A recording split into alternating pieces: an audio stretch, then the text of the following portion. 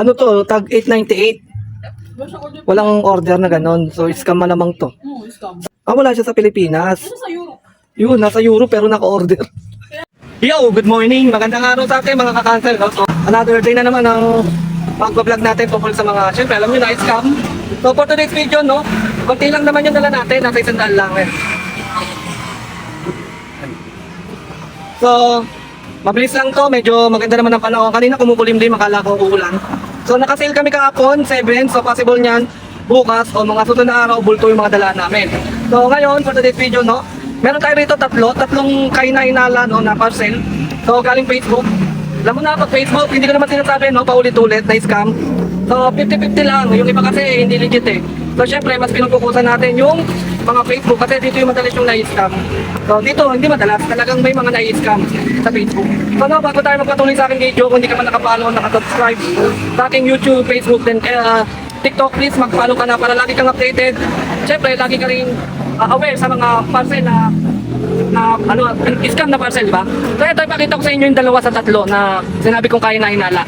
So, ito ha. So, ito sa dalawang parcel na to, no? Yan. So, halos hindi nagkakala yung presyo. Ito kasi 898. So, ang laman niya is electronic and gadgets. So, pag kinapa mo siya, hindi siya mukhang electronics, no? So, yun, no?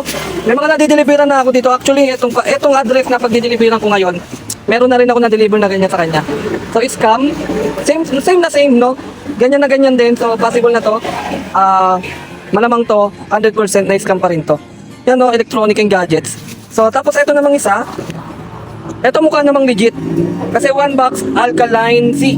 So, ibig sabihin, gamot. Ang presyo naman niya, 899. 899. So, syempre, di pa rin natin masusure. Gawa nga ng galing sa Facebook, di ba? So, standard pa rin tayo. Standard procedure. Kailangan ko pa rin i-attend sa mga client. Syempre, para lang i-double check kung may order sila o wala. Dahil kung wala, automatic naman kakancel natin. Kaysa naman may scam sila. Magkano lang kikitain ko? 9 pesos. Pero ang mga i-scam sa kanila halos 1,000, di ba? So masakit, then masisisi pa tayo. Baka mamaya mapagkamalan pa tayong partnership ng mga scammer. So yun, standard tayo dito sa dalawa. Unahin ko na muna to kasi ito main road lang to. So along the way naman natin. Then mamaya yung sa subdivision isa. Papakita ko rin sa inyo ano yung laman at kung magkano. So yun, let's G, samahan nyo ako. Ihatid ko muna sa client itong dalawa. Let's G. So yun, nandito na tayo sa isa nating client. Kunahin ko na muna to yung alkaline C. Yung sinasabi ko sa inyo, parang legit naman na vitamins. Papasok na ako. Tapo. Te parcel. Umipip pa.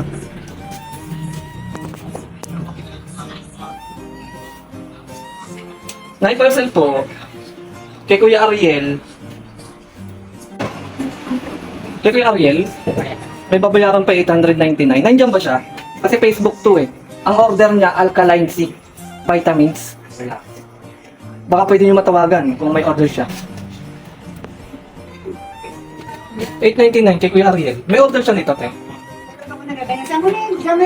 Alkaline C.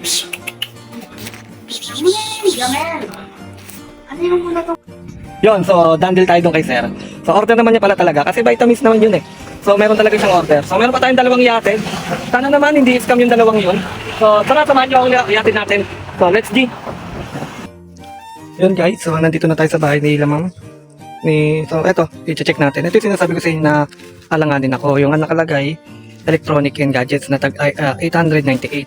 So i-double check natin kung talaga may order. So dalawa tong order, magkaiba pangalan. Pero yung isa lang yung medyo delikado. Tapo! Yung kay Edsy po, saka kay Eric po. So, lang, Eric, wala siyang order na ganyan. Ano to, tag 898. Wala siyang order. Walang order na ganon. So scam malamang to. Oo, scam. Sa Facebook to eh. Wala siya sa Pinas din. Ah, wala siya sa Pilipinas. Ano sa Europe? Yun, nasa Europe pero naka-order. Kaya nga, sabi niya, wala dito, wala. Baka mamaya mapinapadala lang ng mga siguro nakukuha yung ano niya, yung information niya kasi sa Facebook to baka may nakiklik si sir. Tapos pinapadala dito, scam to malamang. Lagi na yan eh. O Cancel mo na lang. kakancel. Paano kaya to? Matatawagan kaya siya? Hindi. Or baka may ID kayo dyan para makancel namin? ID? Opo, kasi pag hindi natin to patuloy di-deliver to. Eto muna, yung 350. Cancel daw nila yung ID nila. Para makancel lang to. Yo, yun. So, 2 na tayo, no? To, scam talaga siya, pinakancel ko na. Kasi narinig nyo naman pinag-usapan namin si sir nasa Europe. So, imposible talaga maka-order. So, yung isa kanina dineliver nating una, legit yun, vitamins may order. Ito, yung nga nakalagay, it's electronic gadget scam. So, diba sabi ko na sa inyo kanina eh, sa description pa lang, halata mo na. So, doon pa lang, paul na eh. So, pinakancel ko na kasi scam talaga siya para hindi na makapang-scam pa si seller kasi matik yan. Kay seller mapupunta, tuwan-tuwa na naman siya. Ay, scam na naman. So, magandang tirik ng araw ngayon, medyo mainit lang. So, at least, diba, tuloy-tuloy tayo sa pagdi-deliver. So, may isa pa tayo di-deliver, sana naman is legit yun. Hindi siya scam. So, paspasan ko na. Mamaya to, baka biglang kumilimlim na eh. So, let's G, samahan nyo ako. So, yun. So, nandito na tayo sa uli nating client. Yung sinasabi ko sa inyo na pangatlo, na galing Facebook. So, 298 yung presyo niya, yung laman niya sa loob is 60 watts data cable set. So, syempre, Facebook to, hindi naman natin alam kung scam o legit, no? So, 298, masakit yung pag-scam. So, syempre, tatanong natin si client. So, bago yung pakita ko muna sa inyong parcel, para kayo mag-check kung legit ba siya o scam. Pero, syempre, dadalhin ko pa rin sa client. Ayan, no? 60 watts data cable set. So, 298 ang presyo niya. Syempre, malalaman natin niya kapag tilala natin kay client kung legit o hindi. So, nandito naman na tayo kila client. Kung hindi pag-scam, cancel agad. So, mukha naman nandito sila. Tapo! Tapo! Parcel po? Parcel? Kuya, parcel po, kay Laxmi. Parcel. Kay Laxmi po. Ano? 298. Sana. Facebook nga po kuya, ipacheck nga po kung may order siya. Kung may order, kasi galing Facebook eh, baka mamaya scam to. Oh, Facebook to eh. Ang laman niya sa loob kuya, ito. 60 watts data cable set. Ha? Cable set na 60 watts. Hindi, Facebook siya, hindi siya TikTok. Hello, may parcel ka, Mike? Ano yan, cable set ka mo, data cable set. Data cable set? Galing Facebook. Kano to? 298. 298. Meron? Tech. Punta, sige. Isang araw, ako nabayad. Ngayon, Yon. So, legit. Sige lang po.